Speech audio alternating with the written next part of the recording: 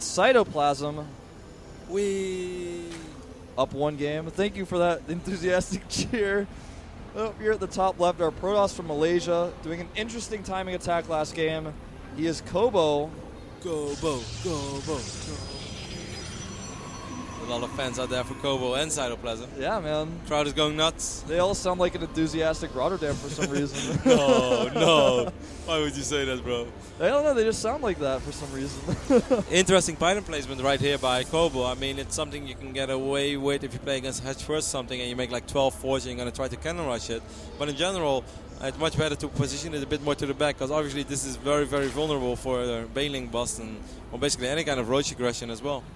This is like, I don't know, this version of Tall Dream Ultra just is like not Tall Dream Ultra to me. I'm looking at this, I'm like, can he Forge Fast Expand on dual side? I'm like, wait, this isn't dual side. I don't know what's going on.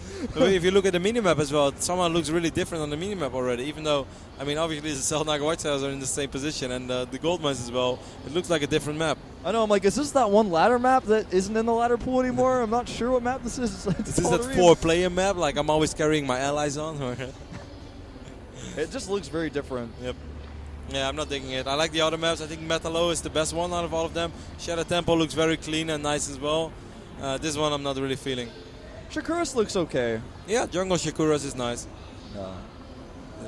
I don't know, I'm just not a big fan of lava maps. I've never been a big fan of like really strange terrains. In Warcraft 3, everybody hated ice maps. Like, they sincerely hated ice maps. But I must say in StarCraft 2, I actually kind of like them. Like, I think Crevasse looked awesome, and it's one of my favorite maps to play on.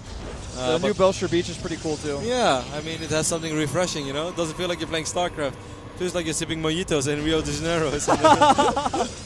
I can see what you mean. Yeah. You know, warm, fuzzy summer feeling of that. Like a nice vibe. All that's missing is some girls in skirts and walking around the map, and then you'd be in StarCraft heaven, man. Don't worry, man. I'll talk to Jackie Prime about that. We'll get that sorted out. So we see our Zerg player, our Protoss player completing his wall right now, having that forge, having that gateway up as well. Meanwhile, Cytoplasm went once again for pull into Hatch. Of course, yeah, quite safe. I think it's better than Hatch first in this map because Hatch first is very vulnerable to cannon rushes. Yeah, he actually, well, he went for a spawning pool first, but only made 2 Zerglings. So in that regard, I think that's almost like defeating the purpose of going hatchery first because he's just sending his Zerglings to scout. You know, if he had gone gas first, he would have at least had a faster speed. But in this case, you know, he's just going to get a faster Zergling scout. Yeah, but the thing is, it's not so much about the fastest Zergling scout, it's about the fact that he's able to deal with a pylon or with cannons if there is any. That's true. And now there wasn't any, so there's no reason to make more Zerglings. Of course, like going Speedling expand on this map is kind of useless because your Speedlings won't be able to achieve all that much. So. Yeah, you can't like run Speedlings past cannons. No. You can run them into them, but... Yeah, if you go hatch first on this map, it's a little bit scary. And on this map, this version of the map, it's only 2 spawning locations. They know where their opponent is, so it's not like you have to scout all directions. Nope, it's hatch first just too vulnerable for cannon rush in my opinion. I think if you go 9 forge, 12, 9 forge, 9 pylon, 12 forge, and you play against hatch first, you should always be able to cancel the hatch. Yeah. Or he should literally pull like 12 drones, and then he's gonna be like on 60 minerals per minute for the first 2 minutes in the game. So. Or even if you scout early, you can block the hatchery with your probe. Even that is something that'll put the Zerg player behind. Yeah, definitely. So a lot of reasons not to go hatch first. Certainly not on a map where you know it's cross for sure.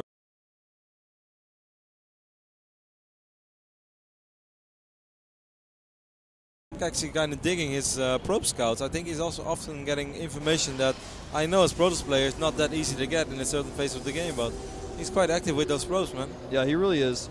He's going to want to be a little bit more active to see that hidden top right third base that Cytoplasm is dropping down, though. Really important to go scout that. Wow, that's a really quick Twilight Council, 6 minutes after a Forge expand. So we might actually see a little bit of a Dark Templar opening over here. Yeah, I think you're exactly right. I think he's going to go, especially with that positioning there. Definitely going to make some DTs to put some pressure on, control the map. He's like blocking his own port base now. Yeah, he's going to want to fix that later, but... He's like, oh, I don't know, man. I don't play port bases against Protoss. It's way too hard. Of course, Tal'Darim Outer is one of the best maps for Muddalisk if Zergs can get away with it, if they once have the Mutas on the map.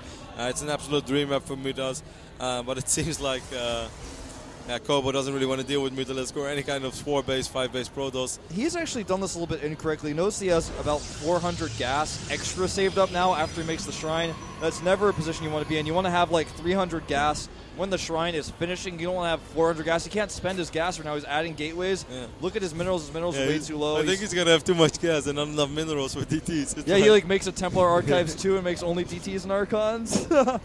Yeah, he's breaking the metagame right now. He's going DT Archon with high Templars behind, and it's going to be invincible. He has 42 probes, though. He's been doing a really good job chrono boosting those probes out. Only 46 drones right now for Cytoplasm, who's not really scouting all that much. I must say it's really hard to scout the purple dots on the minimap. So I apologize if I missed something. Also because I'm not actually controlling the game.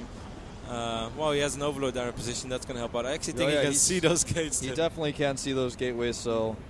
A little bit of a blunder making those gateways there, but... On the other hand, it's a little bit confusing. I mean, if you see those gates, you might just think it's like, like a 2-base push with gates or something hidden. I don't think he's thinking DT straight away. I mean, he still does not have any detection on the map. Doesn't have an Overseer. He doesn't have... he does have an Evolution Jammer because we see him researching upgrades, but he doesn't have a single Spore Crawler. No Spore Crawlers. He will be able to make an Overseer. I don't think there are any forward pylons, though, so this is the closest place he can warp in DTs as far as I know. And yeah, here he goes. Well... What? Where are they? I don't know where they are. They're hidden, man. There they are. Okay, so we did make a pylon. That's a really nice place. He's actually splitting them up, and he should be able to kill the hatchery at the top right. He's actually going to be able to do a ton of damage with his DT if he splits them up correctly. I would always say 1 to the expand. Yes, there you go. No, don't attack roaches, man. Don't attack roaches. Always kill them drones. And that's exactly what he does. Straight away, Cytoplasm is morphing in a few Overseers. But look at those DTs, wow, man. Killing he's a ton of drones. Completely off guard. Yeah, he's caught way off guard by this. Going to go for the Queen. That actually is okay. He needs to kill that hatchery. He's going to get the hatchery as well. And oh no, the Overseer not even being moved. He made a second one. I guess it's okay. Oh, well, I guess that's a remnant of how much gas he had left over. Yes, and he still has more than enough gas. Actually, is he really going to attack these roaches and not kill the hatchery? Yeah, but he will kill the hatch because he has like 6 more DTs coming in. I hope so, man. Here come the reinforcements. Okay, there they go. Wow, only 33 drones left right now for Cytoplasm. Really, really big blunder. Not having a single bit of detection. Very nice DT arrays, though. He split them up perfectly. He's going to have to back up right now, but, well, if Cobo was ever going to win a game, I would say it's going to be right now. He killed the hatch. He's at 62 probes, and his opponent is only at 37 drones. Yeah, and he doesn't have an army, but he's got a decent economy. He's powered up some gateways. He's going to be able to make some Archons if he wants to bolster his army. And I think he should be able to hit a nice timing, actually. It looks like he's going to take a 3rd base instead. I'm not sure if I agree with that. Yep, I think 2 base would have been better indeed, because there's no way that he's going to be able to build drones and units at the same time. And if he only makes units, then you will be able to save enough time in the long run with sentries, because he's not mining anything. Well, he's mining off 33 drones, but that's not a big deal. So he's actually going to give Cytoplasm a small chance to come back into this game. Meanwhile, Cytoplasm is morphing in another Evolution Chamber right now. Yeah, getting that 2nd Evo Chamber to try to get some better upgrades. Already got +2 on the way for his Zerglings. And I like that the DTs are ready to kill the 3rd base again if it gets remade. But it looks like Cytoplasm is prepared for such a situation. No! Actually, he lost the hatch, and he lost the drone. Oh, wow. Well, he actually is going to leave us with his roaches. Unless he actually just killed a larva, and that was the splashing thing we saw. Oh, I really like this by Cobo. Cleaning up those tumors. A few of them do get canceled at the last second. He slashes that Queen and runs away. Yeah. It's like, Hidja, you're it. The Queen, none of the Zerg units can kill him. Only the Queen can kill him. Yeah. Oh, man, this hatcher's actually in plain sight of that pylon. He's going to be able to warp in DTs to harass that further. Supply-wise, it's still very close there. Cytoplasm is actually morphing in really a lot of units. He doesn't really want to get any additional drones since he's only on 2 hatch now anyway. I do not think this Roach Ling attack is going to be very successful. No, I don't think so either. He does have 2 Overseers, or DTs are not going to be a factor. Going to make some cannons here. He's a little bit concerned. Yes. Unusual cannon positioning. He's like, I have 71 probes against 43 drones. I need cannons. It does make some sense, because in the long run he's going to be way ahead, so cannons are pretty smart. We see double Robo over here as well. Proto moosing out those mass observers. Yeah, he's doing some weird stuff. Like, for example, he added a few too many gateways before he was really powered up, so he couldn't use all of them. I feel like Cobo may be a little bit nervous. Yeah. But, I mean, this game is actually working out quite well for him so far. Yeah, it's going really well. We have a lot of speedlings right there. Cytoplasm is going to try to get us a round off, but he shouldn't really move into, because we do have that powerful cannon right there as well. 2 cannons, actually. Man, Cobo is really afraid of Zerg. I think he has a Zerg phobia.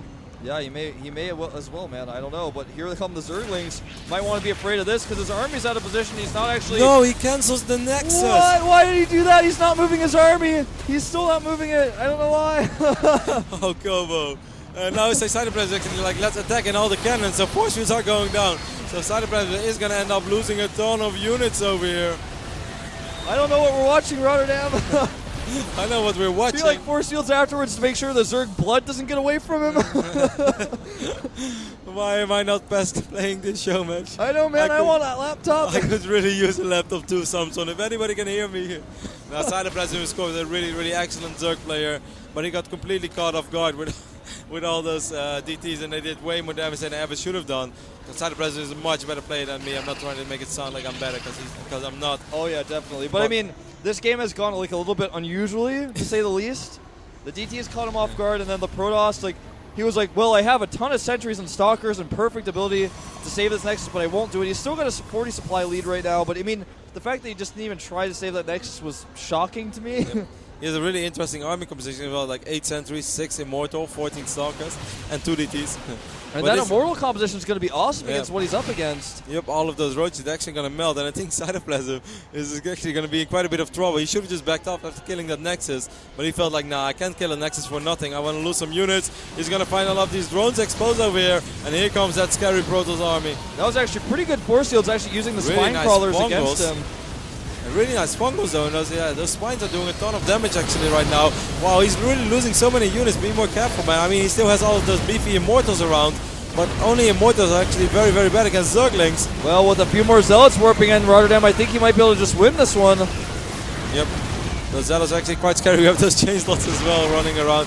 We have a few roaches right now. Cytoplasm is doing a pretty good job hanging in there, but there's still a 40 supply lead for Cobo. The drones being pulled now as well. Drones, of course, quite useful against Immortals as well. They can soak up some damage. Infested Terrans being spawned right now. Cobo is forced to retreat for now, but the reinforcements are coming in, and I think our Malaysian Zerg might have done it. Yeah, I think this Malaysian Protoss, man, he's just actually... Sorry. Yeah, it's fine. He's going to be totally fine. I think this is over. Yep, got a couple of Zerglings coming in, a lot of chain slots as well. Zerglings just actually forcing these Immortals to retreat on. Don't run too much, just fight, man. You have 5 Immortals. I know, he's actually over-microing this. Yeah. He's giving the Zerg a chance to fire more than he is, but with these Stalkers warping in, he's got twice the supply. He rebuilt that Titan on the right bottom side of the map. This is going to be really quite smart. That Queen will fall, all of these drones and roaches will fall. We have still so many Stalkers. Look at his Immortals focusing those roaches down. Nice focus fire right there by Cobo, and he will be able to take out this hedge, and he will still have a shot at that Samson notebook, because he's going to eagle things up 1-1.